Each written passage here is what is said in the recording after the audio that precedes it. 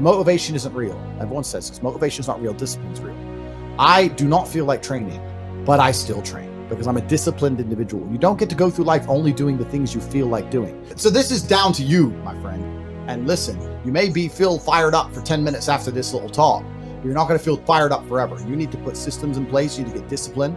You need to get an atmosphere of people around you who are going to keep you accountable and not make it easy for you to continue to be a fucking nobody. And then you're going to fix your life. Otherwise, you're going to stay a nobody. That is the most basic imperative of the masculine frame, which has been destroyed in real time. They are trying to convince you that you should act how you feel. You should show more of your feelings. If you feel this way, you should show it. If you want to cry, cry.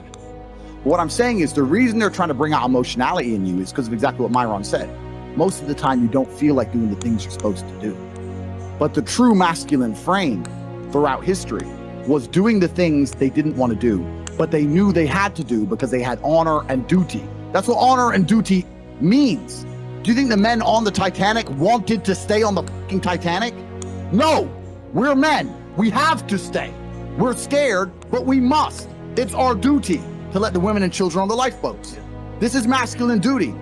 A good man controls himself. I have absolute self-control. Emotional control is absolutely and utterly important as a man. I'm saying that you need to understand as a man, there are certain principles under which you act, regardless of how you feel. I can wake up in a terrible mood. I can wake up sad. I can ache. I can have a busy day, stressed, etc. I will complete the same tasks as if I woke up in a fantastic mood.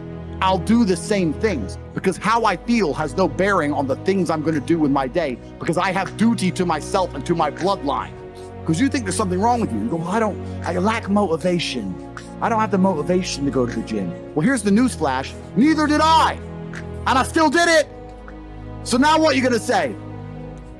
Now you have no excuse, right? Oh, you're scared to get in the ring. So was I. I still did it. Scared to get in the cage. So was I. I still did it. Being a man isn't about not feeling things. It's about acting the way you're supposed to act regardless of how you feel. We act.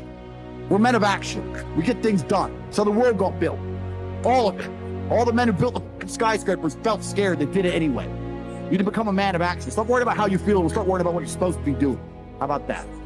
When I used to do seminars on how to become a champion, I would always ask people, why do you want to be a champion? Or what do you want to accomplish? Why are you training? And they will, if a guy would get up and he would say, well, I want to train because I think that if I get muscular and I feel like I'm getting the kind of definition, then I maybe can enter a bodybuilding competition. I said, sit down. I said, if you think this way, you're going to be a loser. You're never going to make it because there's no maybe. You got to get up and say, I want to be a champion. And I do whatever it takes. The amount of hours it takes, the posing, the this, the that, the visualization, looking at training footage, looking at motivational books, reading this, whatever it takes, I would do. That's the answer I want to hear from you. You can detect right away those that are going to be shaky and that will fall behind and they will not go all the way, and those that are very hungry.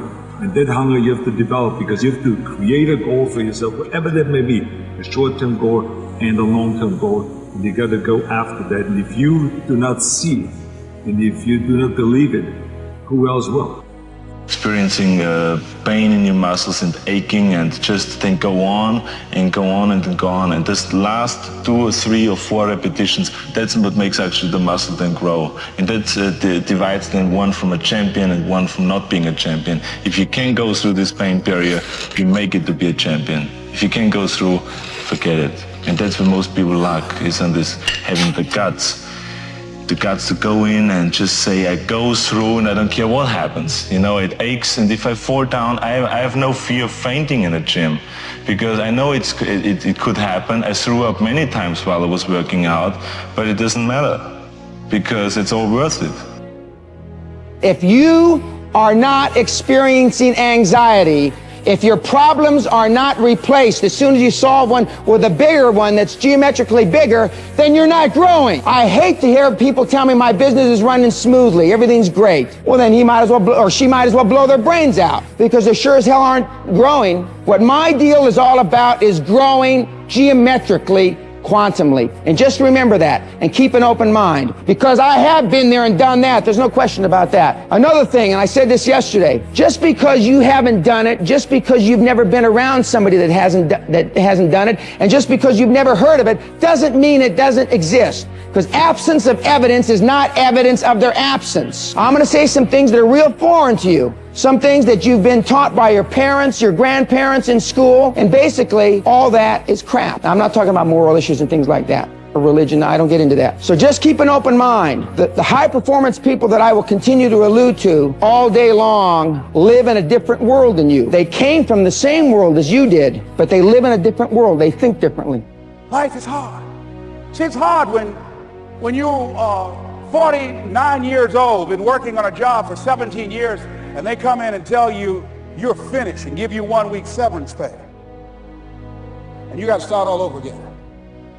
It's hard when you're married and raising children and your children are crawling and your husband dies unexpectedly. It's hard handling just the tragedies of life. It's hard when you're working on something and you put everything you have in it, and it doesn't work out. You lose your money and other people's money. It's hard. It was rough when I lost my job, and I could not find a job. It was humiliating and embarrassing, borrowing money, and then I couldn't pay the money back when I told them I would. That's rough. How people look at you, how they respond to you. It's very hard. It's humiliating. Here's what I discovered that happens to you in life, that you will go through things, and while you're going through them, you can't understand why it's happening to you. But after you go through it, you get back and you look at it and you say, oh, now I understand why I needed that lesson. Have it ever happened to you? Raise your hand. Has it ever happened to you that I couldn't understand it then, but after I got through it, then I saw that was preparing me for bigger and better things. As you go through the challenges of life and you look at it and embrace whatever comes to you, don't run from it. Step toward it. Don't try and duck it like most people do. See, most people want it easy. See, easy come, easy what? Easy go.